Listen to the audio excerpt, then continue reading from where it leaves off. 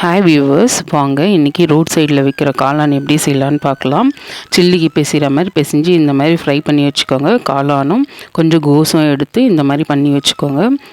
நல்லா உதுத்துக்கோங்க, அதில் தான் இருக்குது டேஸ்ட்டே. அது கூட பார்த்திங்கன்னா ஃப்ரை பண்ண பானிபூரிக்கு செய்கிற பூரி, கருவேப்பிலை, கேரட், ஆனியன் இதெல்லாம் தான் இதுக்கு தேவையான பொருள். ஒரு பேன் எடுத்துக்கிட்டு கொஞ்சோண்டு கருவேப்பிலை, கொஞ்சம் ஆனியன் போட்டு நல்லா சாட்டேட் பண்ணிக்கோங்க.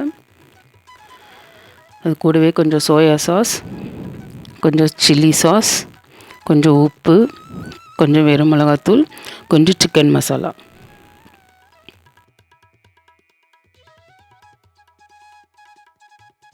கூடவே பார்த்திங்கன்னா நல்லா ஒரு 2 கப் அளவுக்கு தண்ணி எடுத்துக்கோங்க. கொஞ்சம் சாட் மசாலா போட்டுக்கோங்க. அது கூடவே பார்த்திங்கன்னா நம்ம ஃப்ரை பண்ணி எடுத்து வச்சுருக்கிறத அப்படியே இது கூடவே சேர்த்து ரொம்ப நேரம் அட்லீஸ்ட் ஒரு 15 மினிட்ஸ் நல்லா பாயில் பண்ணால் தான் ரோட் சைடில் கிடைக்கிற அதே டேஸ்ட்டு கிடைக்கும்.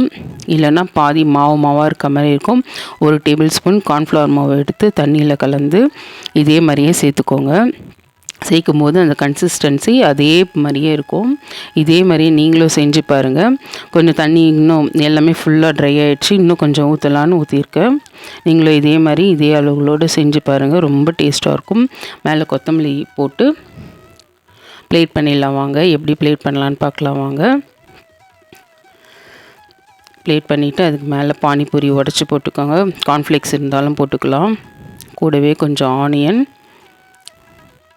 கொஞ்சம் கேரட், அது கூட பார்த்திங்கன்னா கொஞ்சம் கொத்தமல்லி, இது எல்லாமே சேர்த்துக்கோங்க. சேர்த்துட்டு டேஸ்ட் பண்ணி பாருங்கள். நிஜமாகவே வெளியே வாங்கி சாப்பிட்ற அதே டேஸ்ட்டு கிடைக்கும். தேங்க்யூ ஃபார் வாட்சிங்.